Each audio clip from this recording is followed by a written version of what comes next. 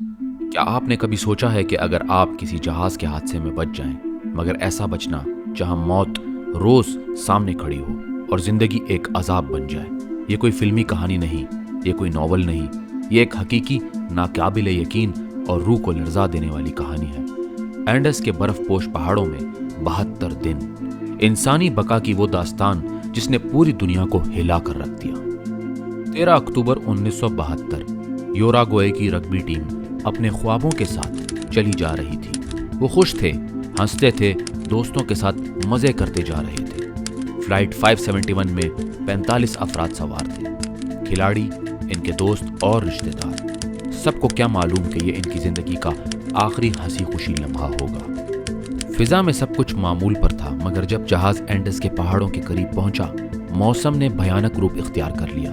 برفانی طوفان، کم دکھائی دینے والی فضا اور پائلٹ کی ایک چھوٹی سی غلطی نے سب کچھ بدل دیا۔ جہاز ایک برفانی پہاڑ سے ٹکرا گیا اور امیدوں کا وہ سفر ایک بھیانک خواب میں بدل گیا۔ جہاز کا پچھلا حصہ الگ ہو گیا، کئی افراد موقع پر ہی جان سے گئے، باقی لوگ برف کے اندر ٹوٹی ہوئی باڈیوں کے ساتھ چیخوں، سسکیوں اور خاموشیوں میں دفن ہو چکے تھے۔ زخمیوں کی حالت خراب تھی، کوئی بازو ٹوٹا ہوا، کسی کے جسم پر گہرے زخم اور ہر طرف صرف خون اور برف۔ زندہ بچ جانے والے لوگ ہوش میں آتے ہی جان گئے کہ وہ دنیا سے کٹ چکے ہیں۔ کوئی سگنل نہیں، کوئی ریڈیو کنیکشن نہیں اور باہر صرف برف اور موت کا سامنا۔ وہ جہاز کا ملبہ ہی ان کی پناہ گاہ بن گیا، ایک قید خانہ جہاں صرف موت کی گھنٹی بج رہی تھی۔ پہلے دنوں میں جو تھوڑا بہت کھانا بچا تھا، چاکلیٹس، بسکٹ، وائن، وہ سب مل کر بڑی احتیاط سے بانٹا گیا، مگر جب کئی دن گزر گئے اور کچھ باقی نہ رہا تو بھوک ان کے ہوش چھیننے لگی۔ کچھ لوگوں نے برف کھا کر پیاس بجھائی، کچھ نے جوتوں کے لیس چبائے، لیکن جسم کو توانائی چاہیے تھی، اور وہ توانائی اب صرف ایک ہی چیز سے مل سکتی تھی، انسان کے جسم سے۔ اور پھر ایک دن وہ لمحہ آیا جس کا تصور بھی انسان کے لیے اذیت ناک ہوتا ہے۔ جب خوراک مکمل ختم ہو گئی، تب انہوں نے فیصلہ کیا کہ مرنے والوں کے جسم ان کے لیے خوراک ہوں گے۔ یہ فیصلہ آسان نہ تھا، دل کانپ گیا، روح تڑپ اٹھی، لیکن زندہ رہنے کے لیے یہ قربانی دینی پڑی۔ انہوں نے کہا، یہ جسم اب ان کے نہیں، یہ ہماری زندگی ہے۔ مذہب، اخلاقیات، سب سوالوں میں گم ہو گئے۔ ان کی نیت صرف ایک تھی، زندہ رہنا، اور اس وقت بقا ہی سب سے بڑی عبادت بن چکی تھی۔ 11 دن کے بعد ایک ریڈیو سے خبر ملی، سرکاری تلاش ختم کر دی گئی ہے۔ یہ جملہ ان کی آخری امید پر بجلی بن کر گرا۔ اب نہ کوئی ان کو ڈھونڈنے آ رہا تھا، نہ مدد آنے والی تھی۔ اس لمحے انہیں احساس ہوا کہ اگر وہ کچھ نہ کریں تو مر جائیں گے، اور پھر ان میں سے چند نے فیصلہ کیا کہ وہ خود پہاڑ عبور کریں گے، چاہے جان چلی جائے۔ وہ زندہ دفن نہیں ہونا چاہتے تھے۔ 2 جوان، نادو پراڈو اور روبیرو کنیسا، فیصلہ کن سفر پر نکلے۔ ان کے پاس کوئی گائیڈ، نقشہ یا سہولت نہیں تھی، بس ایک ارادہ تھا، ایک امید اور ایک جذبہ تھا، زندہ بچنے کا۔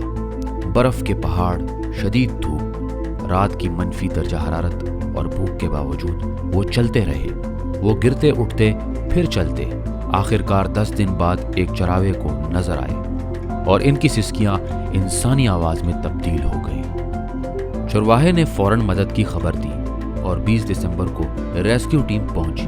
3 دن بعد ہیلی کاپٹروں نے باقی 14 بچ جانے والوں کو نکالا، وہ جو زندہ تھے مگر وقت سے ہارے ہوئے نہیں تھے۔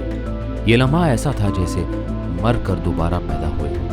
دنیا بھر میں اخبارات، نیوز چینلز اور عوام کی زبان پر ایک ہی بات تھی، یہ کیسے زندہ بچے۔ جب دنیا نے سنا کہ زندہ بچنے کے لیے انہوں نے مرے ہوئے انسانوں کا گوشت کھایا تو رد عمل ملا جلا تھا۔ کچھ نے تنقید کی، کچھ نے ہمدردی دکھائی، مگر سب نے ایک بات مانی، انسان کی فطرت ہے جینا۔ یہ لوگ گمنام کھلاڑی نہیں رہے، یہ بقا کی علامت بن گئے۔ ان کی کہانی دنیا کی یونیورسٹیوں میں پڑھائی جاتی ہے اور ان کا حوصلہ انسانیت کے لیے مثال بن چکا ہے۔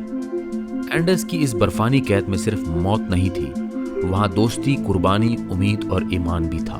یہ ثابت ہو گیا جب سب کچھ ختم ہو جائے تب بھی اگر اندر ایک چنگاری ہو تو انسان پہاڑ پھاڑ کر بھی نکل سکتا ہے۔ یہ کہانی صرف ایک ہوائی حادثے کی نہیں، یہ کہانی ہے انسان کے اندر چھپے جذبے کی جو اندھیرے میں بھی راستہ تلاش کرتا ہے. یہ ثابت کرتی ہے انسانی روح ناقابل شکست ہے. اگر آپ کو یہ حیرت انگیز اور سبق آموز کہانی پسند آئی ہو تو ہمارے چینل کو سبسکرائب کرنا نہ بھولیے تاکہ ایسی مزید سچی، دل دہلا دینے والی اور متاثر کن کہانیاں آپ تک پہنچتی رہیں. آپ کی ایک سپورٹ ہمارے لیے ایک حوصلہ ہے. پھر ملاقات ہوگی ایک نئی داستان کے ساتھ. تب تک کے لیے اللہ حافظ.